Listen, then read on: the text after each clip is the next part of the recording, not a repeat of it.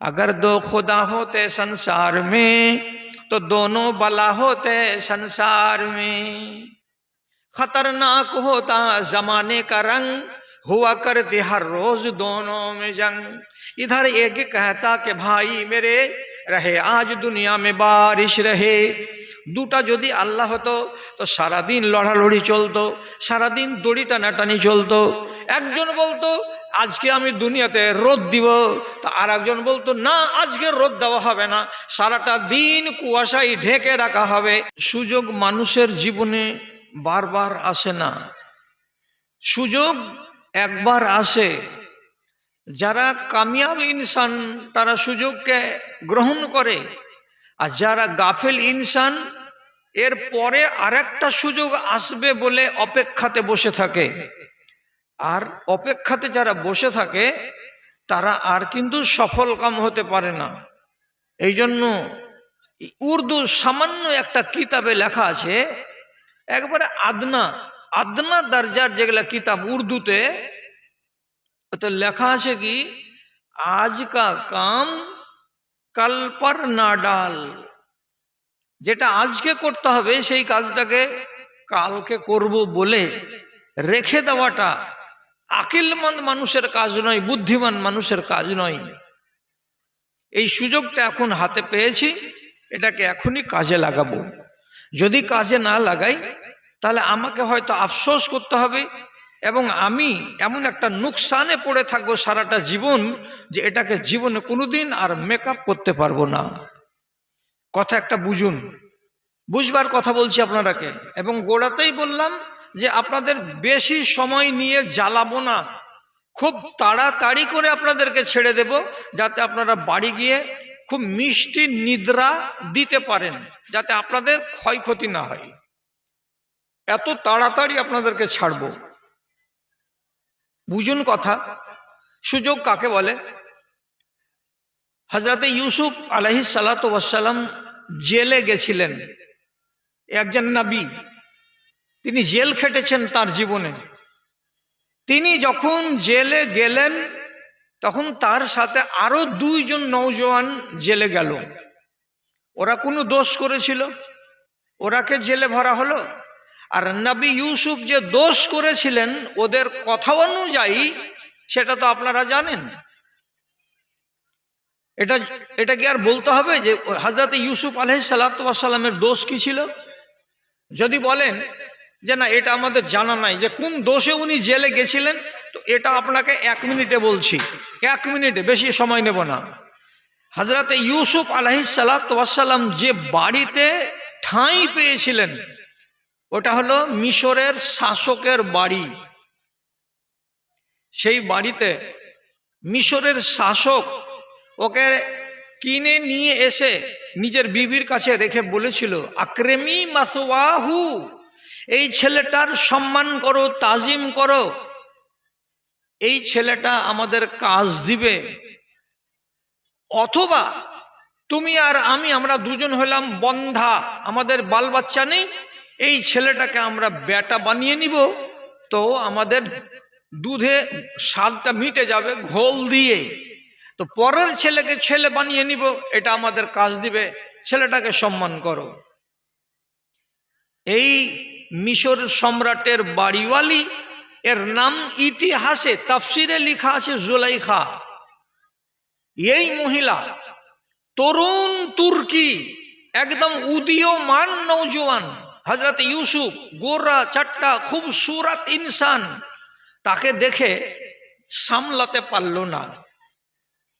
সামলাতে না পেরে, এগুলো লম্বা কাহিনী আপনাকে আমি শোনাবো না, কোরআন মাজিদের শর্ট করে যেটা লেখা আছে, তো নবী ইউসুফকে ফাঁসাতে চেষ্টা করলো, কিন্তু রব্বুল আলামিন হযরত ইউসুফ আলাইহিস সালাতু ওয়াস সালামকে পাক দামান করে রাখলেন, এবং ওই গলত ধান্দা থেকে রব্বুল আলামিন তাকে বাঁচিয়ে নিলেন। যখন বাঁচিয়ে নিলেন আল্লাহ, তখন দৃশ্যটা কি হয়েছিল? নবী ইউসুফ পালাচ্ছিলেন ঘরের ভিতর থেকে, আর এই মহিলা তাকে পিছন দিক থেকে তেড়ে ধরার চেষ্টা করছিল। এই তুই ছেড়ে পালালি কেন?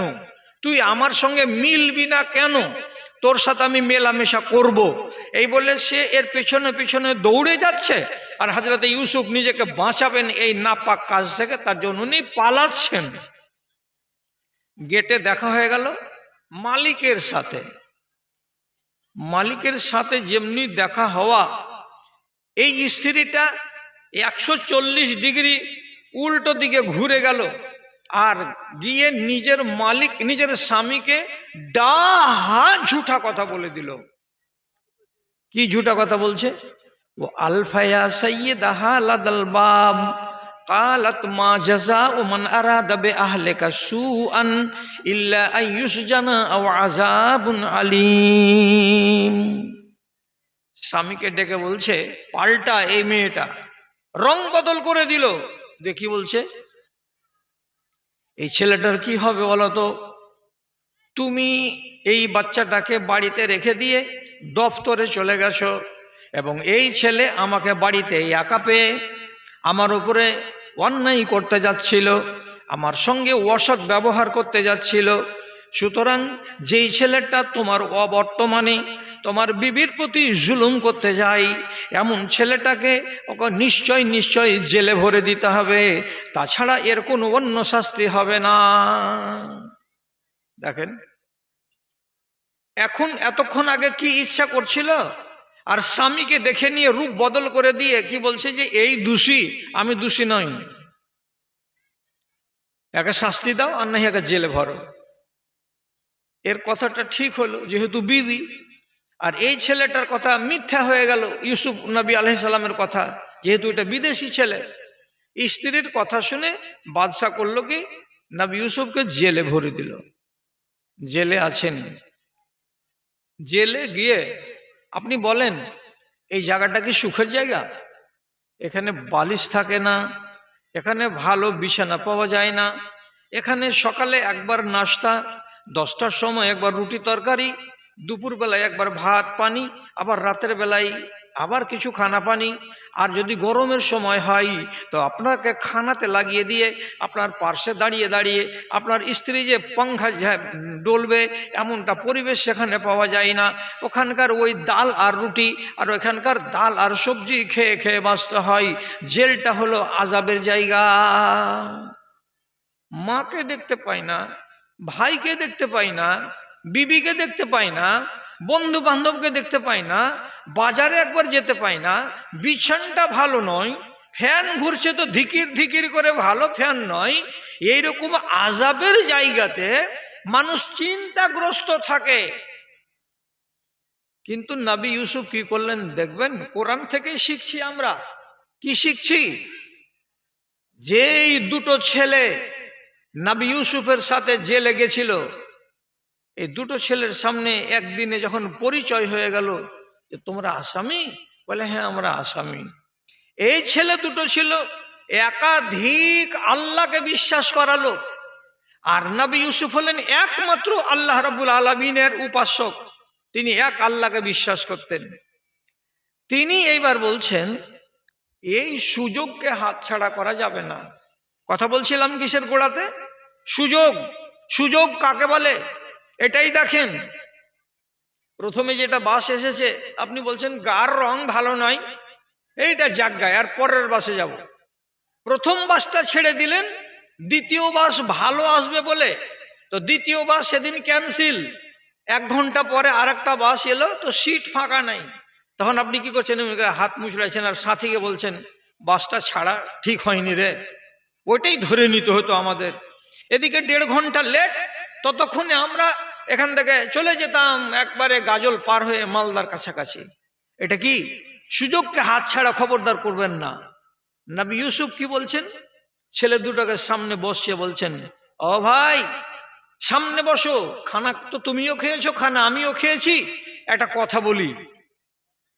তিনি সুযোগকে কাজে লাগাচ্ছেন কি করে? জেলের ভিতরে জিজ্ঞেস করে বলছেন, আরবাবুন মুতাফাররিকুনা খায়রুন আমিল্লাহুল ওয়াহিদুল কাহার। আমি তোমাদেরকে ভদ্রভাবে জিজ্ঞেস করে বলছি, বলো তো একের চাইতে বেশি আল্লাহ কিংবা খোদা মানাটা ভালো, না একমাত্র আল্লাহ যিনি আকাশে আছেন তাকে এক সর্বশক্তিমান বলে মেনে নেওয়াটা ভালো? বলো তো, আল্লাহ 10-12টা মানা ভালো না আল্লাহ একটা মানা ভালো? শুরু করলেন তবলিগের কাজ। কেন এখানে উনি এগুলো কথা চালু করলেন? এই জন্য চালু করলেন যে 15 দিন পরে স্টার্ট করব তবলিগের কাজ, দাওয়াতের কাজ। এর ভিতরে যদি একটা ছেলে ছাড়া পেয়ে যায় তাহলে তো আমার দাওয়াতের কাজটাই করা হলো না, আমি তো তাদেরকে বুঝাতেই পেলাম না। এই জন্য তিনি করলেন কি, প্রথম সুযোগেই এই দুজন ছেলেকে আল্লাহর পথে ডাকবেন বলে এমন কথা তুললেন যে সেই কথার গোড়াতেই কি প্রশ্ন হলো, 10-12টা আল্লাহ মানা ভালো না একমাত্র আল্লাহ রাব্বুল আলামিনকে মানা ভালো? বলো তো আমার দুই ভাই, ওরা একাধিক আল্লাহকে মানে কিনা এটা জানেন তো? লোহা লাকড়ের মালিক আলাদা, বিদ্যার দেবী আলাদা, বরকতের ধান খেত শস্য আনাজের দেবী আলাদা, দুনিয়া থেকে মুসিবতকে দূর করবে তার দেবী আলাদা। আলাদা আলাদা মাবুদ হলো না? তো আলাদা আলাদা মাবুদ হবে এক একটা ডিপার্টমেন্টের এক একটা, এটা বেশি ভালো না একটা মাত্র আল্লাহ হবেন যিনি সব কাজ করবেন? রুজি দেওয়ার সময় রুজি দেবেন, ইলিম দেওয়ার সময় ইলিম দেবেন, দুনিয়া থেকে মুসিবত দূর করার বেলা তিনি দূর করবেন, বৃষ্টি যদি বর্ষাতে হয় তাহলে তিনি বর্ষাবেন। যেটাই করার একমাত্র আল্লাহ রাব্বুল আলামিন করবেন, এটা ভালো। তোমরা নিজেরা বিচার বিবেচনা করে বলো তো। তাহলে উনি দাওয়াতের কাজ শুরু করে দিলেন যে 2 খোদা ভালো নয়, 3 খোদা ভালো নয়। মগজে চিন্তা ঢুকে গেল এদের, ঠিকই তো কথা।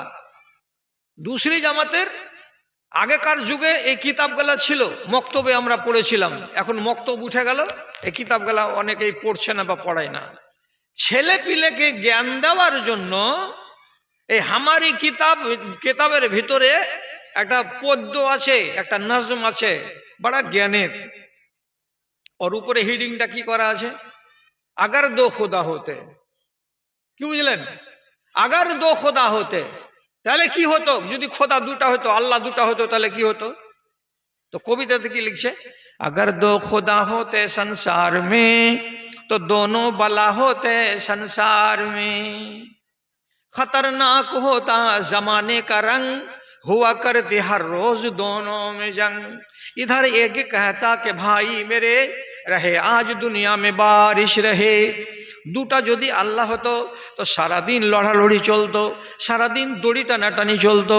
একজন বলতো আজকে আমি দুনিয়াতে রোদ দিব, তো আর একজন বলতো না আজকে রোদ দেওয়া হবে না, সারাটা দিন কুয়াশায় ঢেকে রাখা হবে। একজন বলবে আজকে বর্ষা চালাবো এবং জোরদার হাওয়া চালাবো, আর একজন তখন খোদা বলবে না না না আজকে বর্ষা দিতে হবে না, এখন ধান পেকে আসে মাঠে, 15 দিন পরে বর্ষাটা দেব, তাহলে কৃষকদের ক্ষতি হবে না। একজন বলবে এক কথা আর একজন বলবে আর এক কথা, এইভাবে দুইজনের টানাটানি লেগে থাকবে। তার জন্য কবি বলছেন কি, খতরনাক হোতা জমানে কা রং, হুয়া করতে হর রোজ দোনো মে জং। বিপদ আছে 2টা খোদা মানতে গেলে, একটা খোদাকে মানো, এটাই ঠিক থাকবে। তিনি হলেন রাজ্জাক, তার কাছে রিজিক চাও, উনি রিজিক দেবেন। তুমি মুহতাজ তো যত রকমের তোমার দরকার আছে তিনি দিবেন সব, অন্য আর কাউকে ডাকতে হবে না, মানতে হবে না। এটা হলো হক কথা। উনি সুযোগটাকে কাজে লাগিয়ে নিলেন, হযরত ইউসুফ আলাইহিস সালাতু ওয়াস সালাম। ছেলেগুলো পরবর্তী দিনে সুযোগ গ্রহণ করে তারা নিজেদেরকে বদলাতে পেরেছিল। যদি নবী ইউসুফ এই সুযোগটাকে হাতছাড়া করতেন তাহলে দাওয়াত তাদের কাছে পৌঁছাতো না।